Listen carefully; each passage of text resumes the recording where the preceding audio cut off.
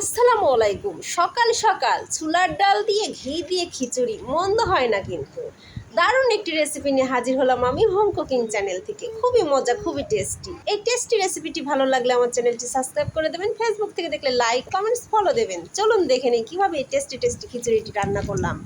আমি পেঁয়াজ, রসুন, কাঁচামরিচ এবং জিরা বাটা, দারচিনি, এলাচ সম্পূর্ণ একসঙ্গে দিয়ে ভালো করে মাখিয়ে সঙ্গে কিছু ছোলার ডালকে আগে থেকে সেদ্ধ করে নিয়ে সঙ্গে মিশিয়ে দিয়েছি, হাতে মাখিয়ে নিয়েছি দারুণভাবে খিচুড়িটি। তারপর দিয়েছি চুলায় নয় কিন্তু রাইস কুকারের অন করে দিয়েছি সুইচ। তারপর দেখুন কত সুন্দরভাবে আমার খিচুড়ি হয়ে গেল। সকাল সকাল এভাবে করে খিচুড়ি রান্না করলে কিন্তু দারুণ লাগে।